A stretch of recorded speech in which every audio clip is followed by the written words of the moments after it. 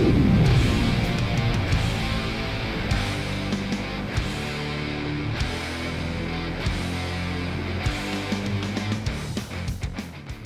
back to Live With, brought to you by Species Nutrition. Visit speciesnutrition.com. I'm Dave Palumbo. Today's guest has been on the show before. He's back again. We're going to be talking about this whole craziness that's going on in our industry. Kenny KO, welcome back.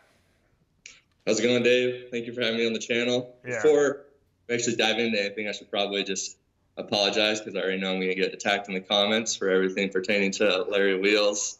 Everyone just know, obviously, I'm sincerely sorry. We're going to talk about a lot here with Dave, the viewpoints on everything, and hopefully throw some clarity out there. But, definitely I deserve all the backlash I've been getting, so I already know what's coming from this video. But like I said, I 100% deserve it. So the funny thing was, I booked you last week. I didn't even know that the Larry Wheels thing was going to happen. So I thought you were going to apologize to me, but I knew that was far and few between. So I thought he was going to say, Dave, I just want to say I'm sorry. I might have called you out a little harshly on my video. That didn't come forth. I should apologize for that too. I feel like we're kind of in the same boat where we made some accusations before getting all the evidence and everything. Yours was obviously saying that the girls are getting the attention or reaching out for attention. Rather, and then mine was more so, I guess, white knighting the females in the situation. So, well, let's talk about what happens so people knows what's been going on. Let's take one person at a time. We'll put Roden aside for the end. Let's talk about Jeremy Buendia, who's he sued me, or tried to. That was gotten rid of. I know he tried to sue you. I don't know what became of that. Pretty severe. By the way, sorry to interrupt. Have you seen the TMZ report? Supposedly. No. Yeah. Supposedly he reached out to TMZ and they reported on it that he wants to sue me, Giordani, and Hilda for $1 million, along with Chat, his ex-manager. So that was reported on TMZ. I don't know if you'll follow through with it or where they actually got the information. It obviously had to be from Jeremy because they had some very deep inside information about everything. Right. Did he get beat up at a nightclub or something like that? Someone told me. Yeah, there's that viral clip. I don't know where it was at, but he got in some altercation, got, I guess, essentially knocked out. He got dropped from the punch. I don't know if he actually went unconscious, but I know that was a viral clip going around for a while. And then when is that from? It's the time when he had the altercation with some of the judges in California, where he got banned from all California shows because he tried to fight two judges that I believe are like 69 or 68 years old. They got in their face in the restroom or something, supposedly. Yeah. You know what? The funny thing is, I know Tamer and his brother, Tarek, pretty well. I know Tamer for many, over 20 years. And he's like the nicest guy. Like, he's the hardest working guy in California there. I mean, he took over for John Lindsay, him and his brother.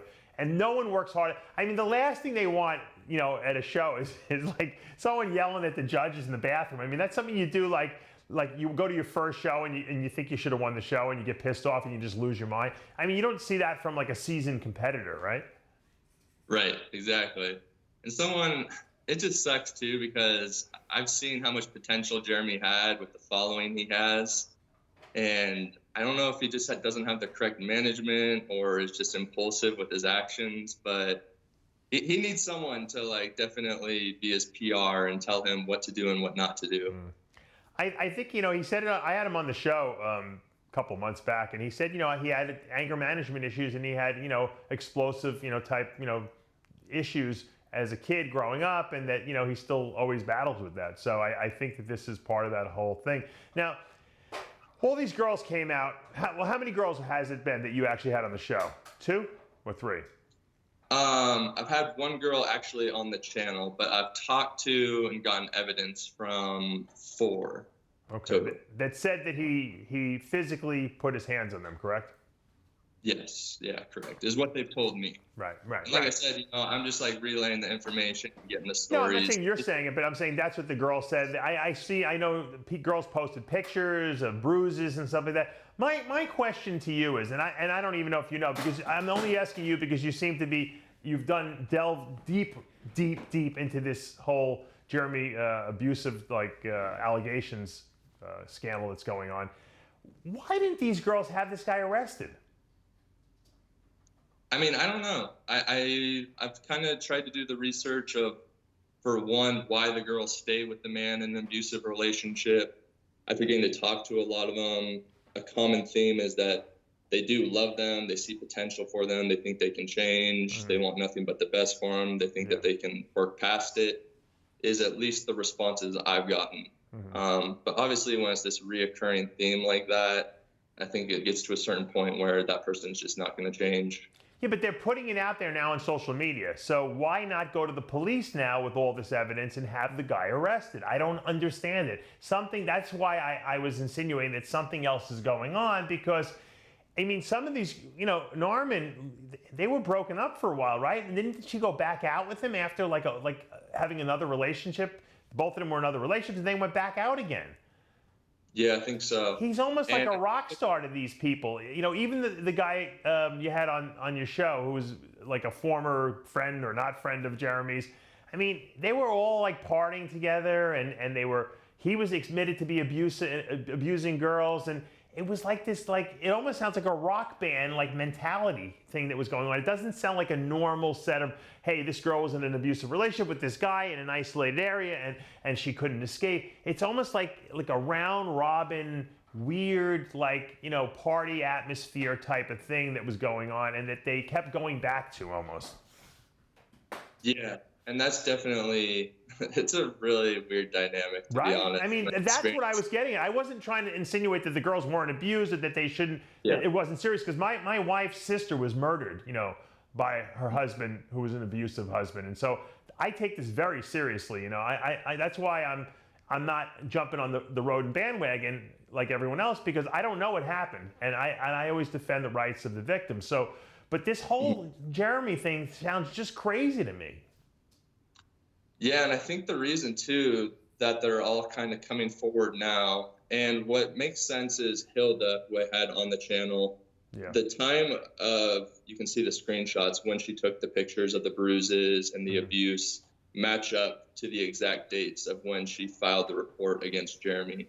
But the reason I think they're all kind of coming forward and speaking from my experience is anytime there's an altercation with Jeremy or some situation with Jeremy, and I'm sure you could even speak on this with your experience, he immediately goes to threatening lawsuits. Right. I don't know who it was, maybe someone, a friend, an acquaintance on his team, like physical threats against you and your immediate family, your friends. It gets really hostile, and I can see where maybe a lot of them felt threatened, not only with their lives, but their livelihood, and didn't want to speak out. But once I kind of came forward with the video, I think a lot of all of those past acquaintances saw an opportunity to kind of work together in order to try and take down someone that I guess truly deserves it. Right. I mean, I know you've been trying to expose him for quite a while, and I know that he was going after you with potential threats of lawsuits, and I'm sure you got plenty of letters in the mail. When you had all this evidence that came into your hands here, I mean, you must have at least taken there had to be a smile somewhere in the back of your head saying, finally, this guy is going to get exposed for what he is. It's not going to be me speculating anymore. These are people that are firsthand witnesses.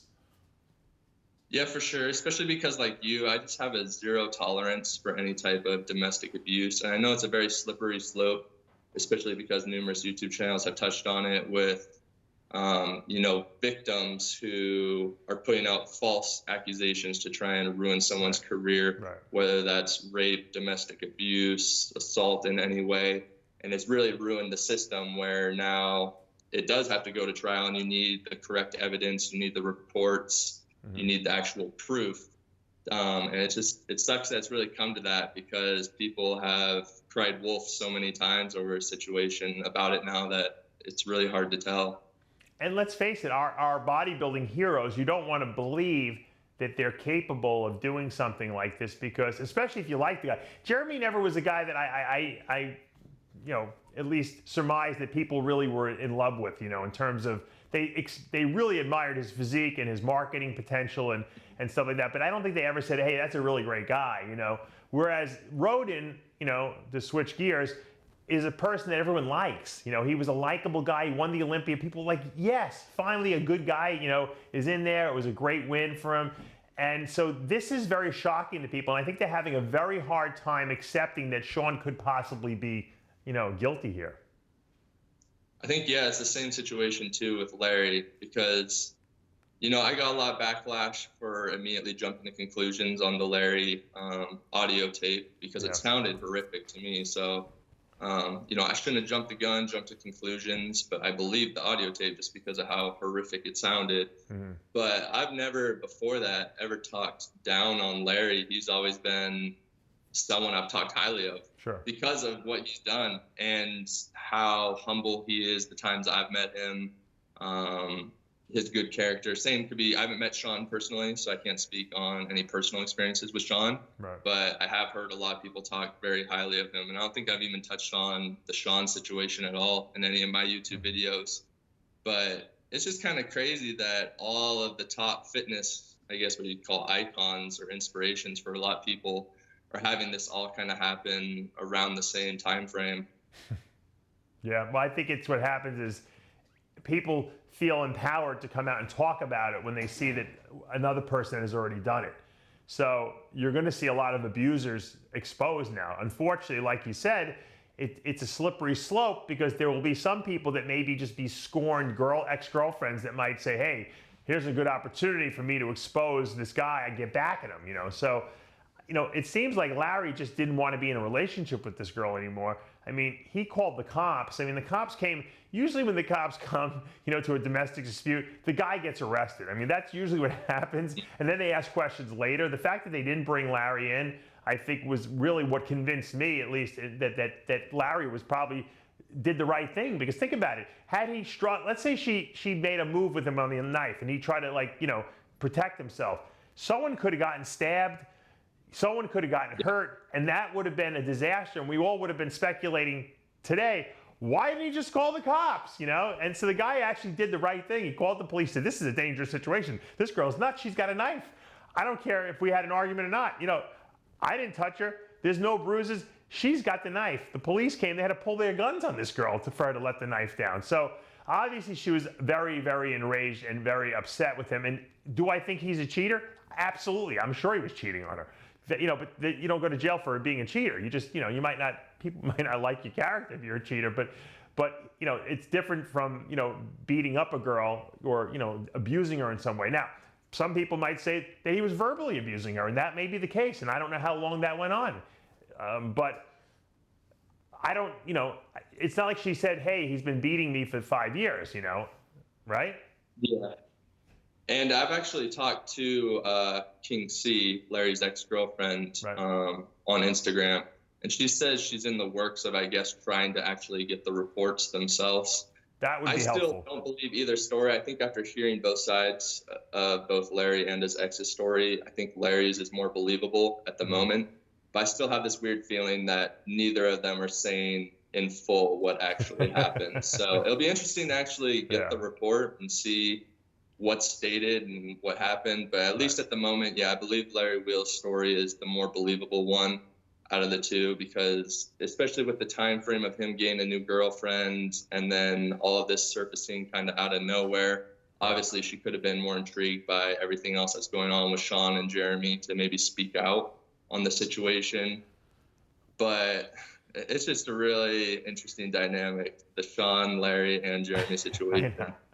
You know what's also crazy? The girlfriend actually in the Larry Wheels video said that, hey, you know, he cheated on me from the day we started dating. Well, I mean, how in love could you be with him after 1 day of dating? If the guy cheated on you after one date, you know, wouldn't you think, hey, you know what? This guy might not be the guy I want to have a relationship with if he's cheating on me after one day, you know, right? What I don't know if you actually caught this, but it stuck with me during her video. She stated, yeah, that Larry's been cheating on me for so long with girls and guys. I don't know if you caught that. I did catch that. I don't know if that was like a personal dig just to kind of like. So, I don't know if that's just her like throwing out complete lies or if there's actually any truth behind that. I know Larry hasn't touched on it, obviously. Yeah. But that would be another interesting dynamic. Yeah, that would be well. another block, but that's where she should have gone. If she wanted to get revenge on him, don't lie about maybe, about domestic abuse. Expose him for something else. That's what you do. I mean, but you're right. We're in an environment now where after this rodent rape allegation came out, now everyone feels empowered. And I think it's a good thing. Unfortunately, there's going to be a lot of filtration that we have to do to see what's the real story and what's not the real story, because it could ruin reputations. And I think that's what I think people got mad at you about, is that you went on like this rampage against Larry. Obviously, I don't know what your experience is, but you supposedly have some domestic abuse in your family or something like that? Yeah, it was close friends that have been through it. And then also my previous career firefighting, I had to transport a lot of victims of domestic abuse to the hospital. Right. So I've seen firsthand the damage men can do to women, vice versa. I've never personally witnessed a woman beating a man, but I know that's definitely a scenario out there as well. So that's where my zero tolerance for it just kind of came about. Right. And obviously your story is very extreme as well. I was going to ask you, what did you think of this Sean situation? Do you think he's innocent? How do you think it's going to play out? I just did a video on it before that went up a little earlier today. I got a message, I'm not going to say from who, someone close to Sean, who said basically that, we all saw it. Sean's training for the Olympia, right? Isn't that what he said? He thinks that he's going to be doing the Olympia. He thinks the case is being dropped. He says he's got text messages to show that there was consensual, a consensual relationship going on, and that, evidently he was, the reason why he didn't think there was going to be any DNA evidence was that he was wearing a condom with her, and all this, was given to me, last night. I went to the other side, who I also have a contact with, and they told me that that's absolutely not true, that the DA is proceeding. There is no text messages that weren't gotten already. Her phone was completely downloaded, and when they download a phone, they don't just download what's on your phone. You can't delete it. It's in cyberspace. They get everything. Yeah. And they have all the texts, and there's nothing inappropriate from either side, believe it or not. Aside from, I think, Sean inviting her to go out to, California to train with him, that. But there was nothing there was no flirtatious text whatsoever. At least that's what I'm being told. I don't, once again, until we go to court, who knows? And that there's August 26th will be the next, court appearance where he will have to put a plea in. He hasn't pleaded yet. He hasn't pleaded innocent or guilty yet. He just surrendered, the other day. And they'll probably make him a plea offer, which will still entail jail time, which obviously he's not going to take because he maintains that he's innocent, and obviously why would anyone want to go to jail at all? And then they'll set a court date for 6 to 8 months from now. So I'm trying to think, well, if that's the truth, I mean, because it's going to come out, right? Why would why would Sean say he's training for the Olympia? What would make him believe that AMI would reverse their decision? I mean, I don't know. What do you think? That's what I was kind of curious on. I don't know what his game plan with that is. If he actually somehow believes maybe this will all be settled and in his favor by the time Olympia rolls around, or if it's more a publicity stunt to maybe keep his fans around and support him through it up till Olympia. I really can't say. I can't wrap my mind around, because I know the legal system, it can get drawn out so long. I'm talking years. So I don't know. I really can't say. I don't know what your opinion on that would be. I think that, first of all, I think that the trial will be if it does go to trial, which I think it will, I think that will happen in about 6 to 8 months time frame. I don't think this is going to go 2 years. I don't think it's going to last that long, to be honest with you. But I think it's going to be within the 365-day year starting from, now. I also believe that maybe that Sean is saying he's training for the Olympia and he's going to get, I think they're trying to win the public appeal. They want the public to say, yes, you know what, we believe Sean. We believe him so much that we think that AMI should let him back in the Olympia. And maybe he thinks that AMI will. I don't believe they will. I don't think that until that trial is settled, until that case is settled, and he has a not guilty verdict, he's not doing the Olympia. I don't believe that they will reverse their decision whatsoever. So maybe, by releasing, or maybe it's true. I don't know. Maybe he does have text messages. It's impossible. I don't believe so, because I think that the source I spoke to was pretty accurate, but I don't, either way, I don't know. I would like to believe that Sean is innocent, and I pray that he can do the Olympia, because it'll be a great Olympia if he's in it. But it doesn't look that way to me. They don't arrest people, I shouldn't say that. You know, they don't go and arresting people after doing an 8-month investigation unless they think they have enough evidence, you know, to win a trial. Don't you think? Yeah, I would say the same. So, I mean, it'll be really interesting, especially because I think Sean's is the most extreme case because he actually got arrested and got the bail, actually has like court dates, or I don't know if he has official court dates yet. Yeah, I think it's the 26th of August, I think it is, yeah. Oh, okay. But actually has, you know, the due process of, you know, innocent until proven guilty, obviously, and then wait and see how that plays out. Whereas with the Larry and Jeremy situation, nothing's ever gotten to that extent yet. Right. So I think Sean has the most extreme situation of the three that he's going to have to try and work through, especially because I think if he's found guilty, and I hope he's not, because I've heard a lot of great things about him, and I've heard he's a great role model for the sport.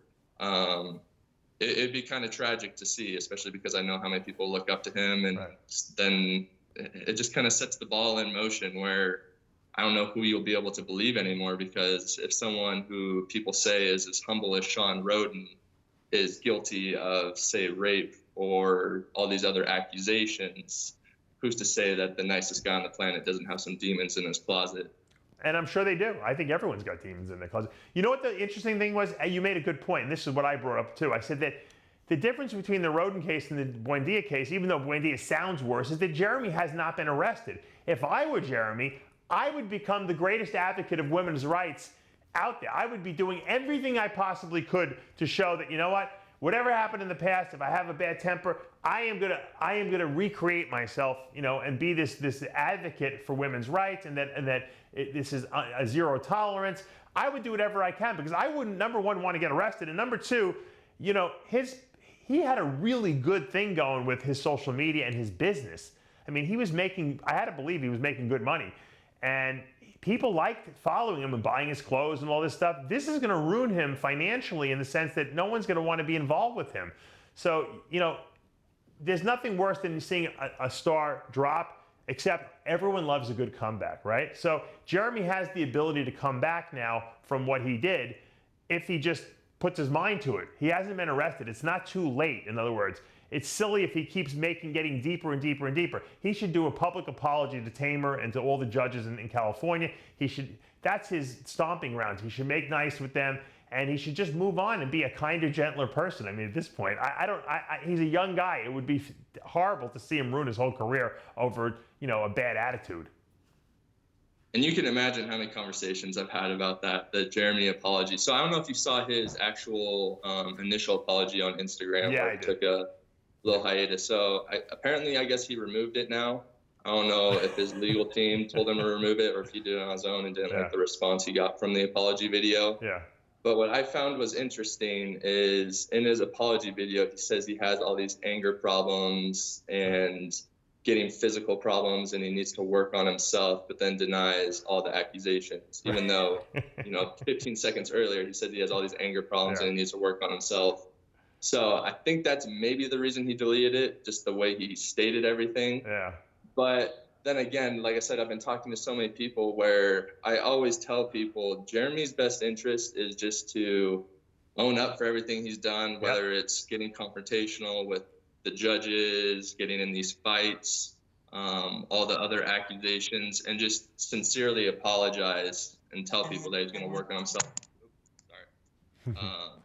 And then actually go forward with, you know, taking the necessary steps to make himself better. And then I do believe he could come back from it, but it's him having to put his ego to the side and just allow himself to take the criticism for however long that may be. But as long as I think his fan base knows that he's going to be working on himself, that would be in his best interest, in my opinion. I agree. I mean, he has the ability to get forgiveness from people. People like to forgive, and like I said, they like a good comeback. There's nothing, you know, that he can't undo at this point. He should publicly apologize to the girls. The funny thing is that these girls would probably go back out with him again if he changed his whole demeanor. That's the craziness of the whole thing. I think they really were into him, you know, and they think they still are. I think they just feel like they, you know, that they got scorned by him, and I think that they feel, you know, disrespected, and they should, because he he can be a nutcase when he gets out of control. He has a temper, an anger issue.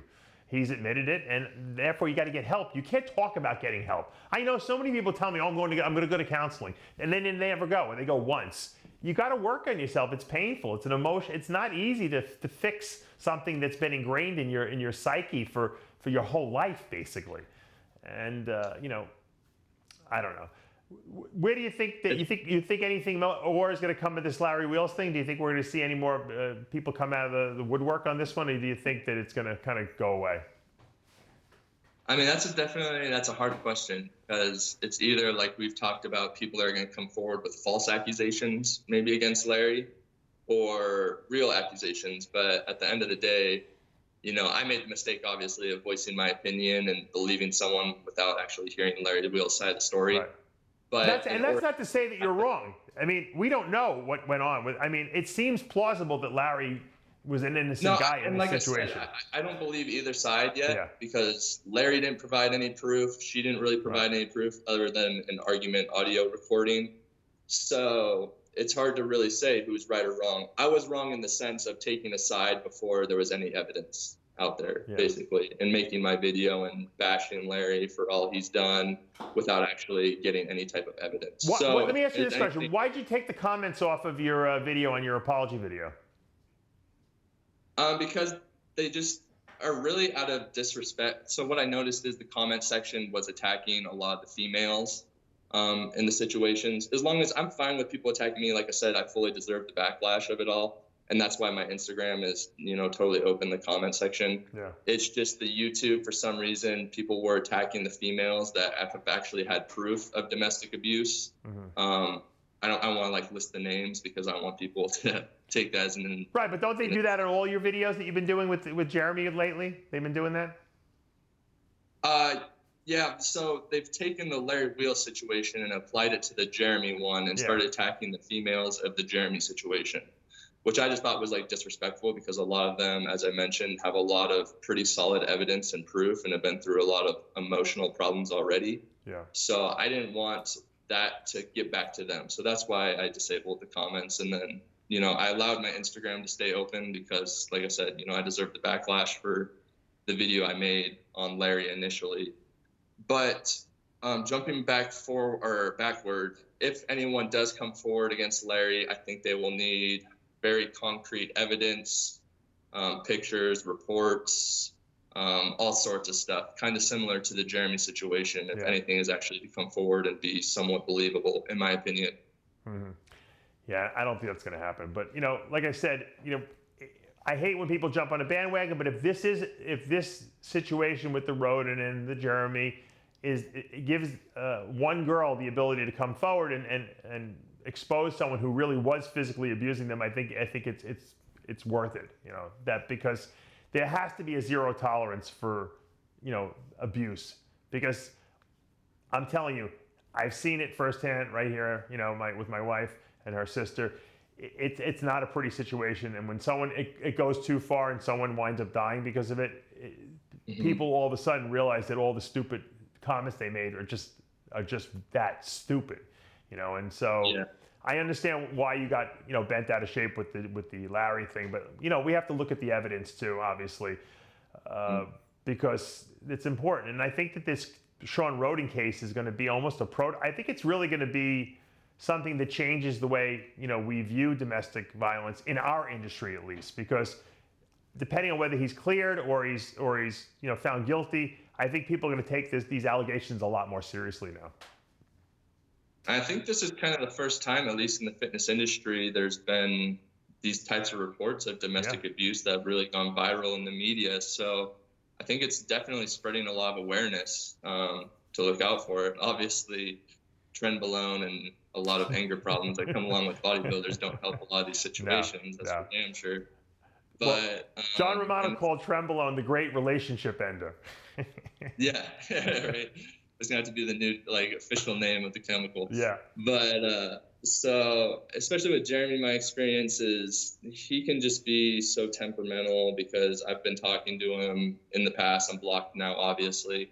But he could be so calm and relaxed 1 second, and then you say one thing wrong, it's a flip of a switch. Yeah. Just total opposite end of the spectrum, out to get you. And it's really sad to see, to be honest, because obviously I want to make these videos and spread awareness, but it's also people that at certain points in my life I definitely looked up to, especially because of everything they've accomplished. Larry Wheels with his PRs, breaking world records nonstop, Jeremy with his marketing and pretty much building up a division in bodybuilding and being a great advocate for the sport at the time until he created his own downfall. Sean Roden, of course, with everything he's accomplished and being in the sport for as long as he has. It does suck to really see that these types of things come forward. Yep. And it's funny because the villains that we paint in our industry, like, you know, Phil Heath was always the villain, right, as Mr. Olympia. And it turns out, you know, he's probably the most normal guy of everyone. And that's why, you know, he was a good Mr. Olympia in that he incited people that maybe people didn't like him because he was they thought he was cocky or whatever. But he was a good bodybuilder. He won 7 Olympias. I mean, you could be cocky when you win 7 Olympias. But he's a good person, and I think that's a different story, you know, than you get from some, you know, of these other guys, like what's going on with Jeremy right now. Jeremy was a popular champion, but turns out he wasn't a great person. You know, he has a lot of issues that he has to deal with. So, you know, making up stories about your champions is one thing, you know, but then when the stories don't mesh with reality, I think they get confused. And I think that's why it's hard to believe sometimes that you're the greatest. No one wanted to believe OJ, right, was guilty, right? Because everyone loved OJ. OJ was one of the most beloved, you know, sports heroes of all time. I mean, I remember writing a book report about him when I was, you know, 10 years old or 12 years old. So when OJ was accused of murder, people wanted him to get off. They couldn't believe that he would do this, you know, even though in the back of their head they knew he probably did it because the evidence was there. And he did get off because the public did not want to accept that he did this crime.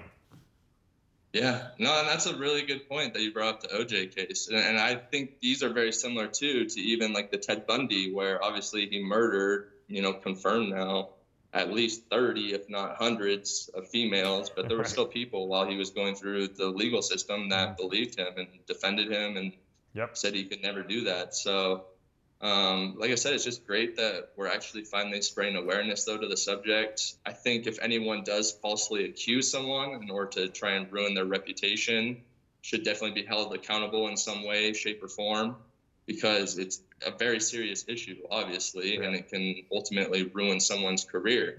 So it could go both ways. And like I said, it'll be just interesting over the next couple months to see how all of these transpire. And I mean, hopefully no more of these happen.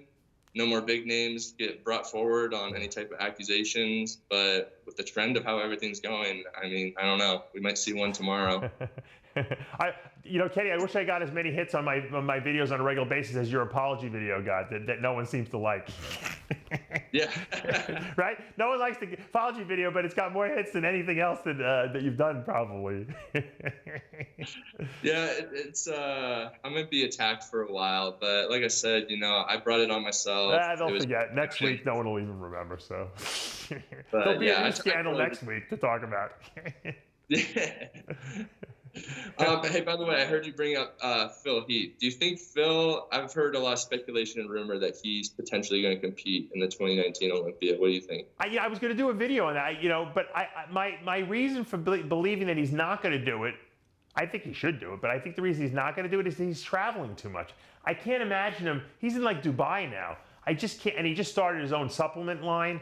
I think it's called Phil Heath Labs or something like that. I just don't see Phil, you know, doing the Olympia, you know, and he's out in Dubai, you know, 6 weeks out from the show. That's not his modus operandi, so to speak. You know, I don't think he's going to do it. I think he's worried about, or he's not worried. I think he's focused on making money. The guy's actually a good business guy when he puts his mind to it. I think if you take the competing out of the picture where it's not distracting him, and he doesn't feel like he has to prove anything to anyone, I think that he can be a very good businessman. And he is charismatic in the sense that people like to be friends with this guy. So he probably will make more money in business after bodybuilding than he did as you know, a 7-time Olympia champ. Although I'm sure he made plenty of money as a 7-time Olympia champ. But, you know, he got into arguments with people and he lost contracts.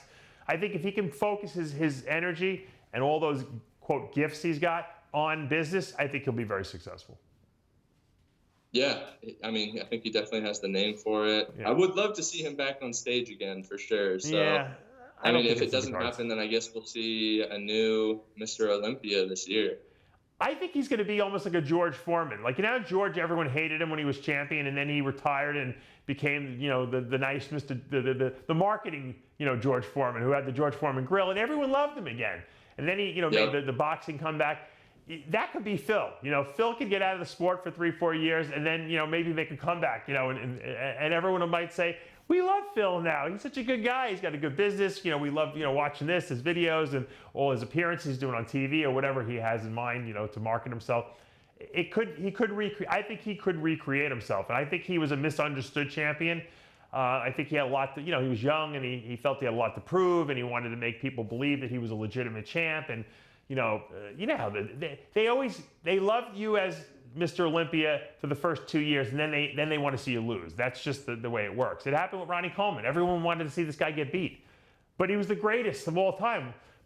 And people love to say how great he was, but at the same time, every year we went there hoping he was going to get beat so we could see someone who could knock him off, because we didn't know if it was possible, you know? Yeah, so, I mean, yeah, it'll be interesting. It's going to be a pretty crazy year, especially... I mean, we'll see what transpires up until, you know, the upcoming weeks of Olympia, what new information comes forward. Right. You know, maybe somehow miraculously Sean Roden actually ends up doing the Olympia, which I don't think will happen, but, you know, I could be wrong. He might be doing the Kenny KO virtual Mr. Olympia on your webcam in your house there. Yeah, right. Well, Kenny, thanks for coming on the show, taking time out. Congrats with the channel again. It's doing great. And, you know, we all have ups and downs, and you know, when you call me out, at least I feel a little bit of love, even though, and I don't take anything personally, just like I know you don't take anything personally, but I think you're doing a really good job over there. You know, I've said that to you before, and good luck with the channel. No, thank you, Dave, and thank you guys for having me on the channel. Once again, you know, apology if I did cross the line at all calling you out about anything. You know, obviously, I don't take it personal. No, I don't take it personal. I just wanted to clarify it, though. But I think we're both on the same page in terms of zero tolerance. I think we just have to both also realize that there's some charlatans out there, and that we have to sift through sometimes the garbage to find the truth. But the bottom line is that no one ever knows the truth except the two people that, you know, that were in there. All we can do is hear the evidence and make assumptions. It doesn't mean that they're truths. It just means that's what we believe. And everyone's got an opinion, you know, out there. And I can't sway that person who believes one thing just as much as they're not going to be able to sway me if I believe something else. And that doesn't mean that we're both terrible people. It just means we both have different opinions. That's all. Yeah. And I'm glad you can see it that way. Yeah. But as I said, you know, I appreciate you, of course, having me on the channel, getting to talk about all this fun topics, and we'll see what comes about in the future. Make sure you guys subscribe to Dave and RXMuscle, and I hope you guys got some enjoyment. Yeah, you know what I want? Where did you get that little subscribe doohickey you use on your channel? On the overlay you're talking about? Yeah, that I like popped up in my videos? Yeah, where'd you get that? It's just a green screen effect. So, I mean, you can even go on YouTube, look up, like, subscribe green screen, and they have a bunch of different options. You can download it, and then you just apply it, like, as a green screen, as an overlay in your video. Very cool. Tyler, take notes. Mark it down. Yeah. I like that. Yeah, you got a little cool graphic. I was like, man, I like that. I got to get that, because I'm sick of telling people to subscribe all the time. I just want to put the graphic up there. People are very impulsive, so like when they see something on the screen, they'll click. So it's what I've noticed. You know, the more you say it's amazing when you watch this. The people watch my channel every single week, and then I said, "Do you subscribe to it?" They're like, I don't think so." I'm like, why wouldn't you? You watch every video I do, you know? Oh, all right. Some people just forget. They'll get caught up in the video, and then that's why you just have to constantly remind them, like, hit the subscribe button, make sure you subscribe. It does work.